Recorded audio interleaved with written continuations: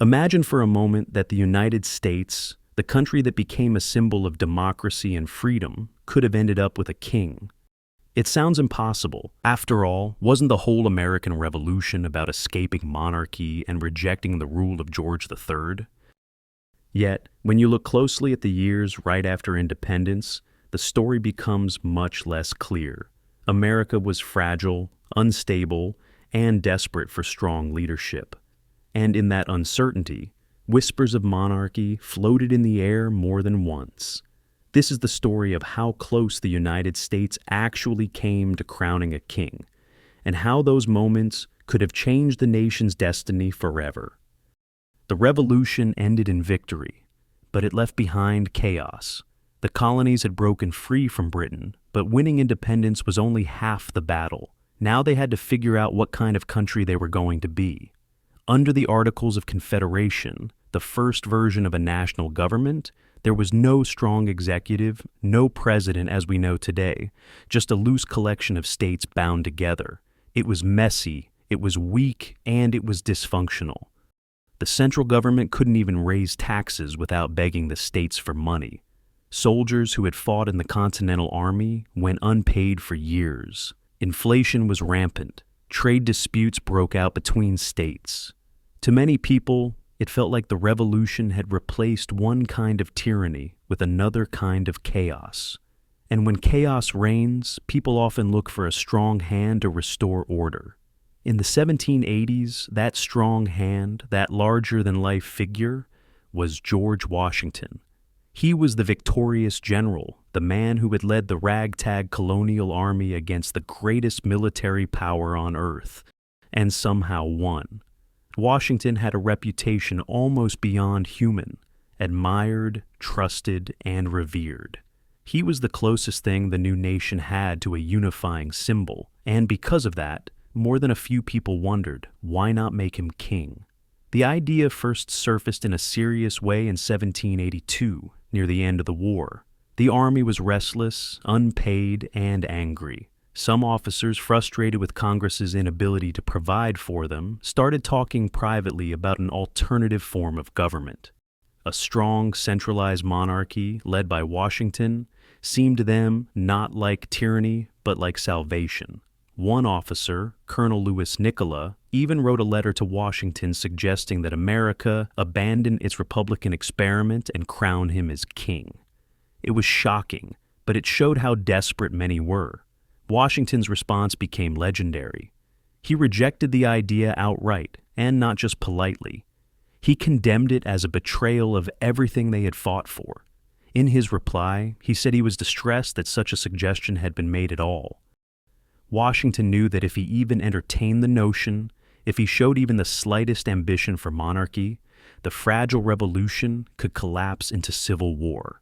His greatness in that moment was not in seizing power, but in refusing it. But the story didn't end there. Even after independence, the problems of the young nation made monarchy tempting to some.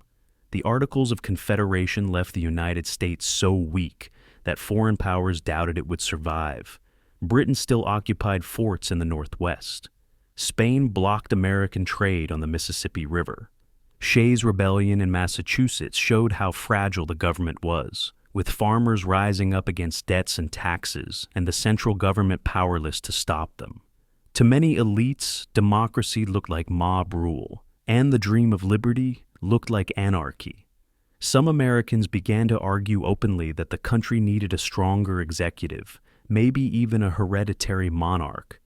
These weren't just obscure radicals. Serious thinkers, including Alexander Hamilton at certain points in his career, expressed admiration for aspects of monarchy. Hamilton, in his early writings, even suggested that lifetime executives could provide stability. Though he didn't openly campaign for a king, his opponents never forgot how close his ideas sounded to monarchy. Meanwhile, rumors swirled that foreign princes could be imported to take the American throne.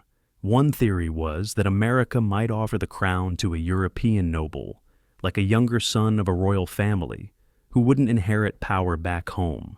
Some even speculated about Prince Henry of Prussia as a candidate. Others thought maybe one of the revolutionary heroes, besides Washington, could be made monarch. The fact that these conversations were happening at all shows how unsettled the early years really were. The closest the United States came to monarchy wasn't in a backroom deal with a European prince, but in the army's discontent at the end of the Revolution. That moment is remembered as the Newburgh Conspiracy. In 1783, officers gathered in Newburgh, New York, furious over unpaid wages and pensions. They whispered about refusing to disband the army, maybe even marching on Congress. Some hinted that Washington could lead them not just as a general, but as something greater. Washington intervened personally. He gave a speech to his officers, reminding them of the sacrifices they had made and the ideals they had fought for. At one dramatic moment, he pulled out a pair of eyeglasses and admitted he had grown old and nearly blind in service to the country. The effect was electric. The rebellion collapsed, not with violence, but with tears. Washington once again rejected the path to power. But think about how fragile that moment was. If Washington had chosen differently, if he had lent his authority to the conspiracy, the United States might have become a military monarchy. One decision, one gesture, could have transformed American history forever. When the Constitutional Convention met in 1787, the specter of monarchy was still in the room. The delegates debated what kind of executive the new Constitution should create. Some wanted a weak, limited figurehead. Others wanted a strong, independent president. The shadow of monarchy loomed over the entire debate. They had to invent something that balanced strength with accountability and power with liberty. The presidency was their compromise. A single executive, elected for a term, with defined powers but checked by Congress and the courts. It was monarchy without a crown, kingship without heredity, and everyone knew it was designed with one man in mind, George Washington. Washington was unanimously elected the first president in 1789. But here's the key. People still didn't know how he would behave. Would he step down after a few years? Or would he cling to power for life? Washington's decision to leave office voluntarily after 2 terms was just as important as his refusal to be king. By walking away from power twice, he set the precedent that the American presidency was not monarchy in disguise. Still, the temptation of monarchy never disappeared completely. During the crisis years of the early republic, when political factions grew bitter, opponents often accused each other of secretly plotting to establish a king. Jefferson's allies accused Hamilton of wanting a monarchy. Federalists accused Jefferson's supporters of being reckless Democrats who would drive the country into chaos and then beg for a monarch to restore order. Monarchy became the ultimate political insult, the nightmare everyone wanted to avoid, but some still quietly admired. It's easy today to assume that the American experiment was destined to succeed, but at the time, nothing felt guaranteed. Many revolutions in history collapsed into dictatorship or monarchy.